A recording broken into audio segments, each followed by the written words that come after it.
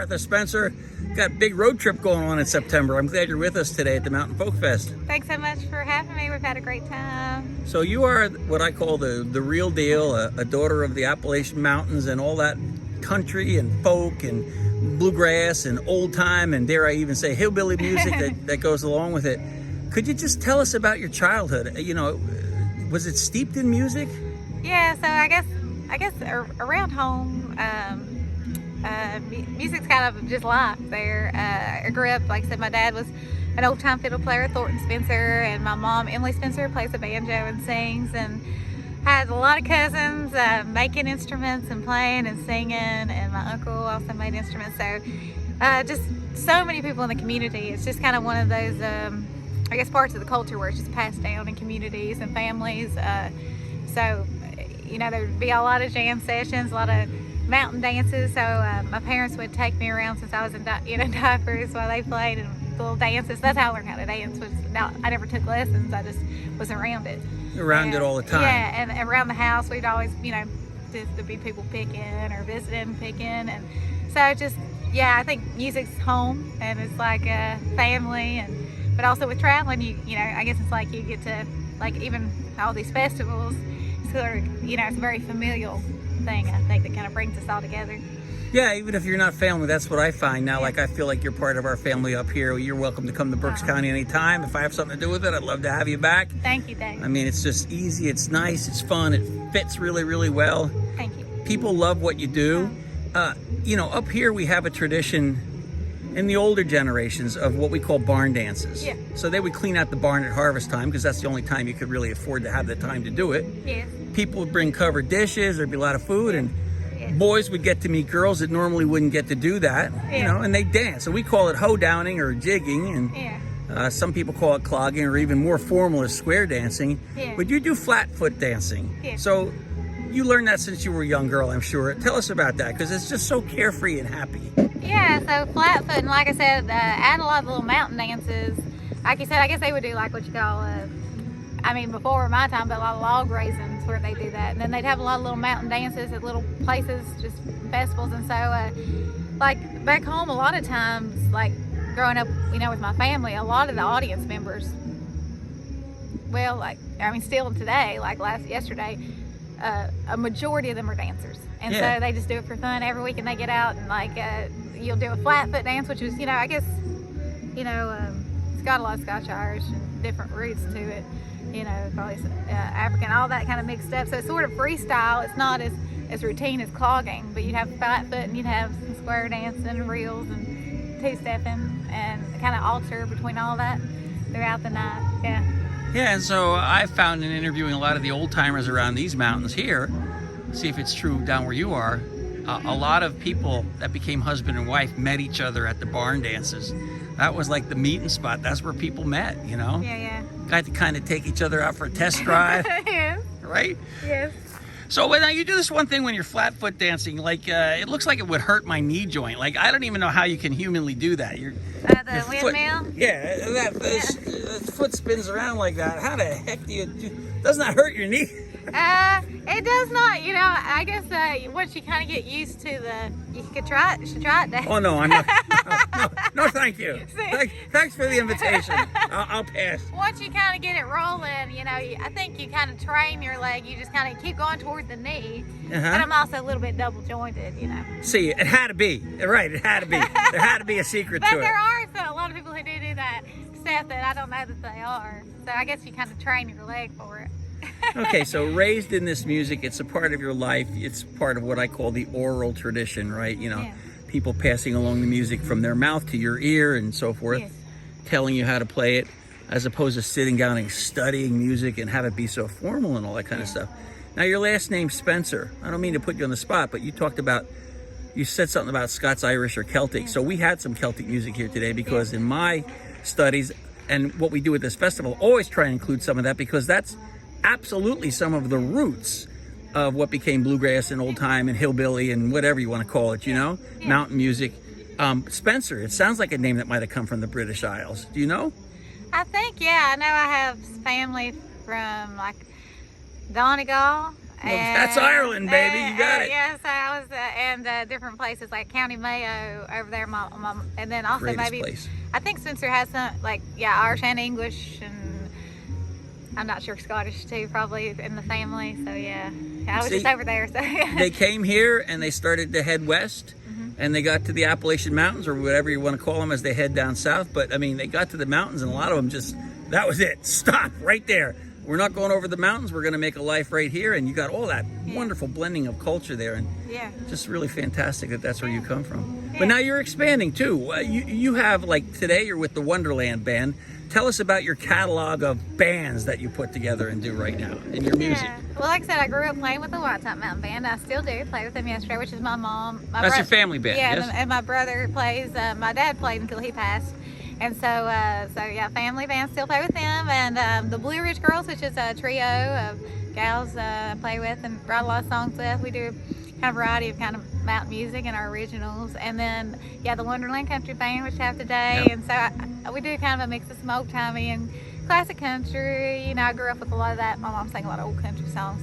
And then also just stuff I like to write songs. I always like to write. Yeah. A lot of my family like to write. And Why so, not? and I mean, and also I think one thing that's interesting for this area is several people from the mountains came, like of Virginia and North Carolina. Like a lot of my family's from North Carolina, too, you know, on that border.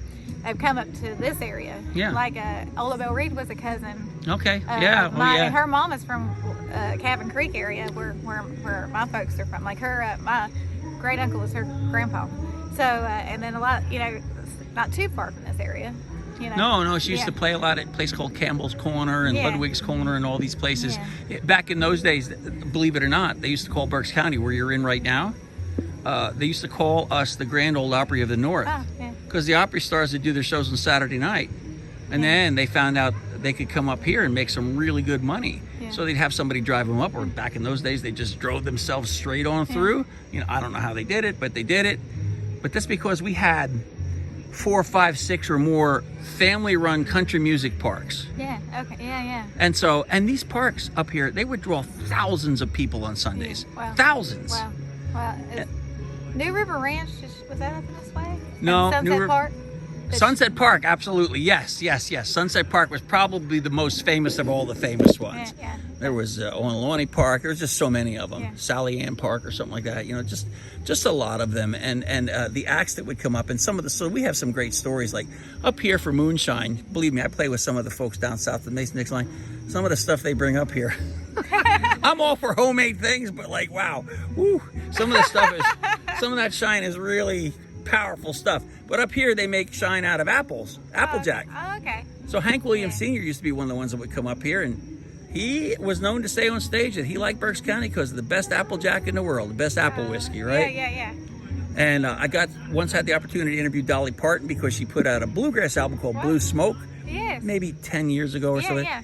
And so I asked her, I said, do you remember coming to these country music parks? You know, well, she was with Porter Wagner then. And of course she remembered. She remembered people's names and stuff, you know? Yeah. So it made a deep impression on the fans, and it made a deep impression on the artists. It's not what it once was, but some of us are trying to keep it alive up here. And Yes. especially in the folky, as you saw today, this is very laid back, really calm, family friendly. We appreciate what you're doing so much. Yeah. Where can people find your music? MarthaSpencerMusic.com kind of is, you know, and obviously, I guess, online, all the places, you know. All the places. That All, how do I people say go it? to. All the streaming and download platforms. Yeah, like Bandcamp and all the streaming stuff, and you know, you can find social medias and all that, kind of keep up where we'll be, and hopefully in person. I think in person's the best way if you can make it. It always is the best way. You know, there's something special about Always. in person, you know, and like I said, I think you're talking about this music, and I think the way it is passed down orally or in person, I think when you learn something from somebody, I think a piece of them lives on forever in that song, and forever, you know, even long past the years they're gone. And I think even a piece of their love and generosity and kindness, you can feel that through things that are hand passed on. Yeah, this is why this has also Connection. evolved into a sort of a teaching festival where we have a couple seminars, and if it's only 2 people that come out for a certain thing, it doesn't matter. What they walk away with is a memory that's going to last a lifetime. Yeah. you know, and they get to interact with somebody such as yourself who has road experience, who has a lifetime of experience on the stage, you know, and can maybe give a tip here or there. You know, some people get nervous about performing, some people worry too much about other people think, you know, especially when it comes to songwriting. You say about writing your own songs. Now, see, me, I'm all for that. That's a great thing. Some people get really nervous, like they think that what they have to say isn't something that needs to be heard or nobody would want to hear it, but it's just not true.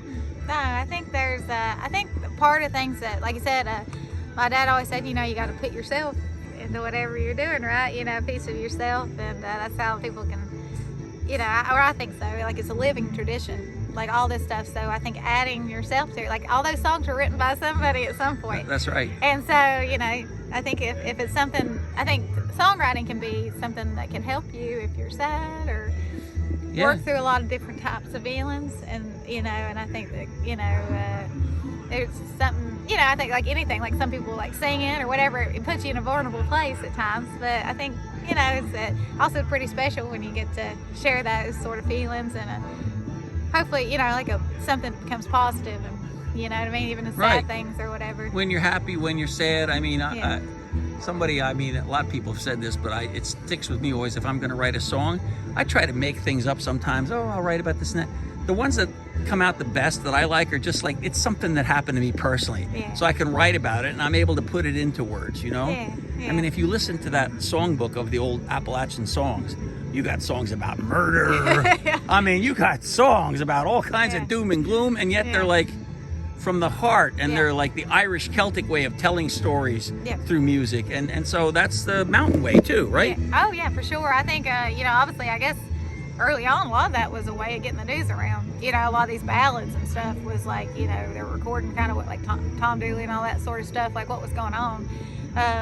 But, you know, I think, and then obviously you got, I guess throughout history, there's always heartbreak and things like that. You got the heartbreak, right? Yep. I think that, you know, so all that. But I think if you know, it can be music can be like I said, it can make you smile, it can make you tap your foot, it can also help heal a broken heart, you know, too, I think, so. Yeah. Do you have a favorite style anymore at this point? Do you like you really light up when you're doing the flatfoot dancing and playing those old time tunes, you know what I mean? Yeah. Well, playing the fiddle or the banjo or the guitar or whatever, you know, and it's if that's not your favorite, you're fooling me, because it really seems like that's you, girl. Yeah, I love, you know, I kind of like, you know, I kind of feel like if it's something I like, I just do it. And, you know, because I think as long as you're being yourself, that's all you can be. And I think if you like something, you know, I think when, you know, which my daddy, he kind of grew up on Fees Ridge up there, and he always said they just called it music. You know, he's like, whatever was around us, that's what we was playing, you know, fiddle or whatever, but it was music. And I think at the end of the day, you know, if it speaks to your heart, you know, if it's a country song, if it's a old time flatfoot stuff, obviously that's stuff that I grew up with, the flatfoot, you know, so it makes you, it gets you moving. But, you know, whatever it is, I think if it all is, you know, it has its, you know, like an old ballad or whatever, it can all touch you in different ways, you know. Yeah, even if it's a 100-year-old ballad, it could still be very valid for what's happening in your life, you know? Oh, yeah, sure. Yeah, well, okay, I appreciate you taking the time out. I'm looking forward to your next set. I appreciate you coming back to visit us here in Pennsylvania. You're a joy. You're like a national treasure. Like I said, the real deal. I really gravitate towards musicians and artists such as yourself. So thank you. Thank you for having us. Yeah, My pleasure. Martha Spencer. Thanks,